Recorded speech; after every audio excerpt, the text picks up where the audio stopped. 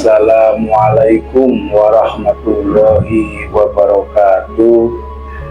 Alhamdulillahirabbil alamin.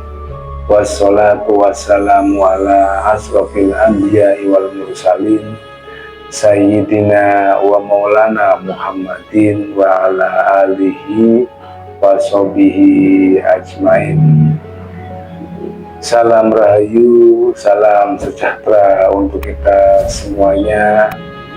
Salam Om Swastiastu, Namo Buddhaya, salam kebajikan, Wei Dedang Tien.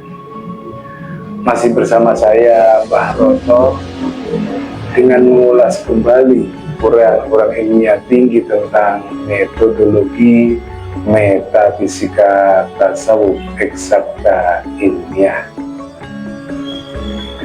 Ada sebagian yang bertanya, apa bedanya antara wasilah dan tawasul? Apakah berbeda ataukah bagaimana? Nah, sebagaimana yang sering kami sampaikan bahwasannya wasilah adalah ibarat tali yang ujung satunya ada pada Allah Subhanahu wa Ta'ala dan ujung satunya ada pada manusia pembawanya. Ini yang diibaratkan sebagai wasilah. Yang ini adalah nurun ala nur, yahdillahu linurihi mayasa. Jadi nur yang berlapis-lapis atau bertingkat-tingkat. Ini adalah nurnya Allah Ta'ala, karena turun daripada sisi Allah Ta'ala.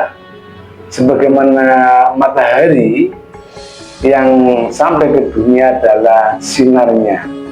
Nah, sinar inilah yang kami sebut tadi ibaratnya adalah tali, atau sinar ini selalu berkekalan dengan mataharinya, tidak pernah bercerai-berai.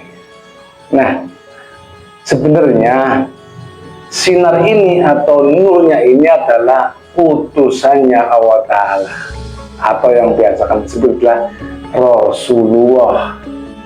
Rasulullah adalah utusan Allah.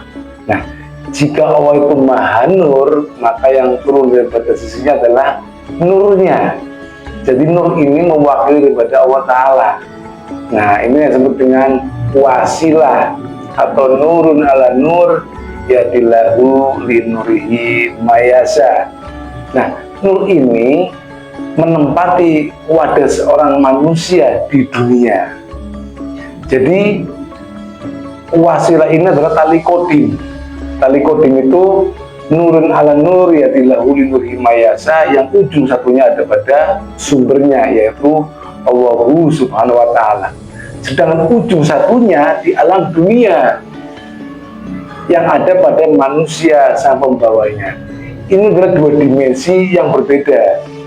Jadi wasilah adalah tali kodim antara yang ujung satunya ada pada Allah Subhanahu wa Ta'ala dan ujung satunya di alam dunia dibawa oleh seorang manusia yang dikehendakinya sebagai utusannya.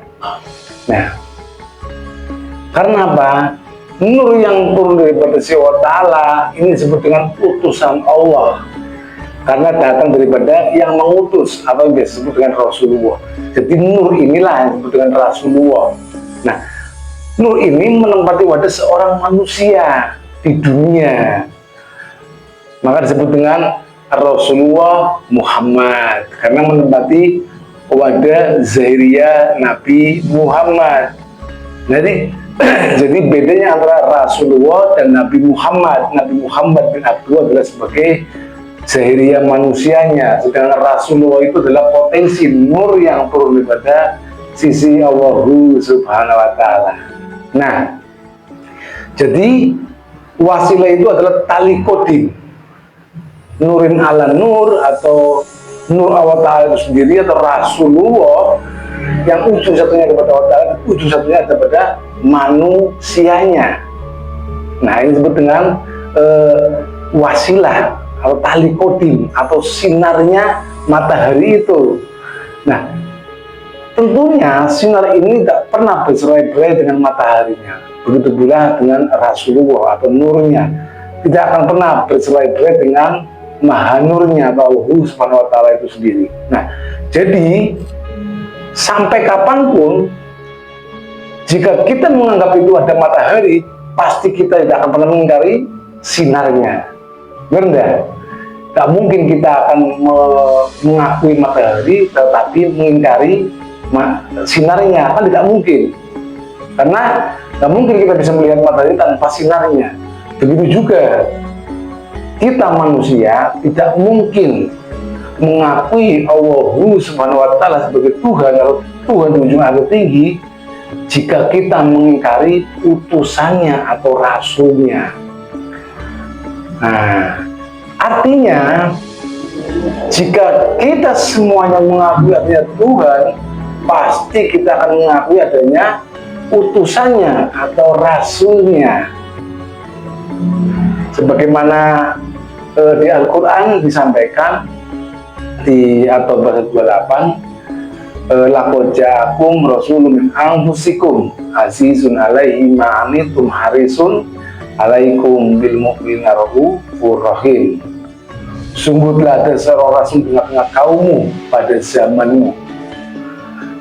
Sungguh berat rasanya mengharap keimanan bagimu, keselamatan bagimu dengan penuh kasih dan penuh penyayang. Ini adalah ayat yang mengatakan bahwa setiap zaman itu ada seorang rasul di tengah-tengah kaumnya, di zaman kaumnya itu sendiri. Nah, ini artinya rasul itu akan selalu ada. Karena apa? Rasulullah itu tidak akan pernah bercerai dengan Allah Subhanahu wa Ta'ala. Ibarat matahari bercerai-berai dengan sinarnya, itu tak mungkin. Itulah mengapa juga di dalam bersaksi bersyahadat itu tidak pernah terpisah antara kalimat satu dan kalimat yang dua. Nah, jadi wasilah itu adalah nurun ala nur atau tali yang ujung satunya ada pada Allah Subhanahu wa Ta'ala dan ujung satunya ada pada manusianya atau kekasihnya sebagai utusannya yang di dunia. Jadi tidak mungkin bisa bertemu dengan wasilah atau mengerti tentang wasilah jika tidak bertemu dengan sang pembawa wasilah. Nah, sang pembawa wasilah inilah yang ada pada setiap zaman, dan ini hanya seorang. Nah, ini yang sulit. Nah, pada zaman Nabi Muhammad, wasilah ini disebut dengan nur ala nur atau Rasulullah atau Nur Muhammad karena menempati zahiriyah manusia yang bernama Muhammad bin Abdullah, sehingga disebut dengan Rasulullah Muhammad. Sebelum nur ini menempati Rasulullah Muhammad atau Nur Muhammad, dulunya menempati Nabi Isa. Nah, sebutan wasilahnya itu, nurnya itu disebut dengan Roh Kudus. Jadi Roh Kudus itu pun sama yang tadi kami bilang, bahwasanya tali yang ujung satunya ada pada Tuhan Bapa dan tali ujung satunya ada pada manusianya atau yang disebut dengan Isa atau Yesus. Jadi antara Yesus dan Tuhan Bapa itu ada tali penghubung yang itu disebut dengan Roh Kudus. Nah, begitu juga dengan sebelum-sebelumnya. Ada yang disebut dengan Atman, ada yang disebut dengan Siddhartha Gautama, ataupun ada dengan guru sejati. Nah, itu sebutan-sebutan tali wasilah yang menyambungkan antara hubungan manusia dengan Tuhannya. Nah, jadi manusia pembawa tali wasilah ini fungsinya itu bukan pengantar, tapi penghantar. Jadi jangan sampai kita kita seakan-akan itu loh berdua kok melewati calo. Bukan, ini bukan calo. ini bukan perantara, ini bukan calon, tetapi ini adalah penghantar. Ibarat sebuah kabel, nah yang di dalamnya ada kabelnya yang bermuatan listrik dari ujung atas dan ujung bawah, maka ketika kita sentuh dalamnya kabel itu pasti otomatis akan terkena energi listrik. Nah itu yang disebut dengan penghantar. Jadi bukan perantara atau calon, ini adalah penghantar.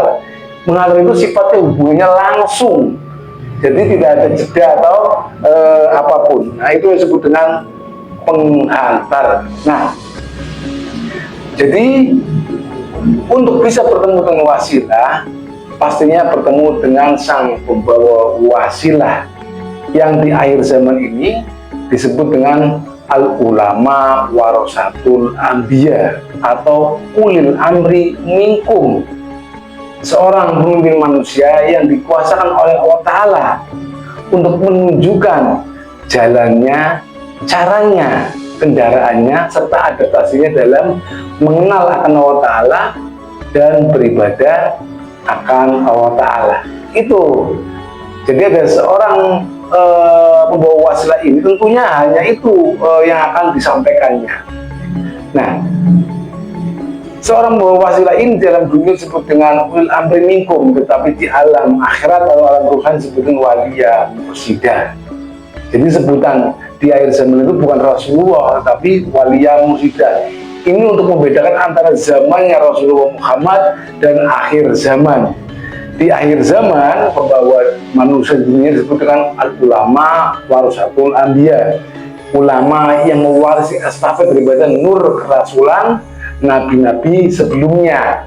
Nah, yang disebut dengan waliya mursida. Nah sedangkan manusianya, pembawanya ini ada tali yang disebut dengan tali zahir. Jadi tali kodim adalah hubungan antara manusia dengan Allah Ta'ala melalui nur yang diestafetkan, diwariskan kemudian sampai kepada manusianya. Itu yang disebut dengan tali kodim, yang itu adalah tali wasilah yang berupa nurun ala nur yadilahu yuri mayasa.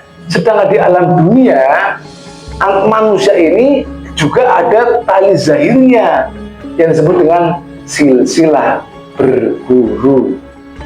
Jadi manusia ini memiliki guru dan berguru dan berguru dan berguru sampai dengan guru agung Nabi Muhammad. Nah ini yang disebut dengan wasilah. Ini juga yang disebut dengan tawasul. Jadi tawasul dan wasilah itu hanya sebutannya saja. Yang penting isinya adalah yang tadi kami sebutkan tadi, yang kami sampaikan tadi. Jadi untuk bisa berwasilah itu bertemu dengan sang pembawa wasilah. Untuk bisa bertawasul itu kita mesti bertemu dengan sang pembawa tawasul. Jadi seperti itu. Yang ini bukan perantara. Ini adalah penghantar yang hubungannya adalah langsung. Ibarat kita buka bungkus kabelnya, jika kita sentuh benda kawat logam di dalamnya sebuah kabel, pasti kita akan langsung kena setrum karena hubungan kabel ini langsung ke sumbernya. Jadi bukan perantara, bukan. Ibarat kita telepon, setelah kita telepon, kita ambil handphonenya, kemudian kita tekan angkanya, kemudian dalam handphone ini lengkap dengan syaratnya, pasti hubungan kita adalah langsung dengan orang yang dibalik telepon tadi. Jadi bukan hubungan besok siang atau apa setelahnya, bukan, tetapi adalah hubungan langsung. Nah inilah disebut dengan wasilah atau tawasul. Nah jika ada orang yang mengaku berwasilah bertawasul tapi tidak memakai jalur tadi, ada tali kodim yang itu adalah melalui estafet nur kerasulan nabi-nabi sebelumnya, yang menepati wadah seorang manusia membawanya wasilah tadi yang disebut dengan nur, dan juga ada tali zahirnya yang guru berguru sambung sampai dengan guru agung Nabi Muhammad. Nah jadi manusia inilah yang pembawa wasilah. sebagai untuk menurunkan tawasul. Penghantar bukan perantara. Jadi maaf saja, orang kadang bertawasul, berwasil itu hanya menyebut namanya saja, sedangkan yang kita sebut tidak kita kenal. Padahal untuk bisa berwasilah itu mesti bertemu dengan sang pembawa wasilah. Untuk bisa bertawasul itu mesti kita bertemu dengan yang menurunkan tawasul. Kan seperti itu. Dari guru berguru nyambung sampai dengan guru agung Nabi Muhammad. Itu yang disebut dengan tawasul atau berwasilah. Nah, jika di dalamnya tidak ada tadi yang kami sampaikan, ada tali kodim yang itu nur ala nur yang sampai ke Allah Ta'ala, kemudian tidak ada tali zahir antara manusianya, manusia pembawanya dengan guru bergurunya, kita nyambung ke Nabi Agung Nabi Muhammad, itu namanya, itu berarti bukan wasilah atau bukan tawasul. Jadi tawasul atau wasilah ini adalah ilmu praktek, bukan ilmu teori. Jadi kita bertemu dengan sang pembawa wasilah yang akan menurunkan tawasul. Nah, sebagai penghantar dalam kita mengenalkan Allah Ta'ala ataupun dalam beribadah kehadiran Allah Subhanahu wa Ta'ala. Hubungannya adalah hubungan langsung ketika kita bertemu dengan sang pembawa wasilah, sebagaimana di Al-Quran tadi di surat Al-Maidah 35, ya ayyuhallazina amanu taqwa wabtaghu ilaihi wasilah wajahidu fisabilihi la'allakum tuflihun. Wahai orang-orang yang beriman, carilah wasilah agar engkau bisa mendekatkan diri ke hadirat Allah. Kemudian setelah bertemu dengan wasilah, bersungguh-sungguhlah dengan penuh pengorbanan, berjuang di jalan itu agar engkau masuk dalam golongan orang-orang yang beruntung. Jadi tidak mungkin kita bisa mendekatkan diri ke hadirat Allah tanpa melalui wasilah, karena jalannya mendekatkan diri ke hadirat Allah Ta'ala mesti melalui wasilah. Sedangkan untuk bisa berwasilah mesti bertemu dulu dengan sang pembawa wasilah. Inilah yang prakteknya disebut dengan tawasul. Jadi demikian yang kami sampaikan pada kali ini. Nah, carilah sang pembawa wasilah di zamanmu sendiri, di tengah-tengah kaummu sendiri, dengan bahasa kaummu sendiri. Dialah disebut dengan ulil amri minkum atau waliya mursidah. Ini adalah tentang praktek Wirdul Qadim Tarekat Naqsabandiyah Khalifatul Nusantara. Salam kebangkitan agama tauhid, salam kerukunan agama beragama, salam taklim marifat, illahi anta maksudi wa maksudi. Wassalamualaikum warahmatullahi wabarakatuh.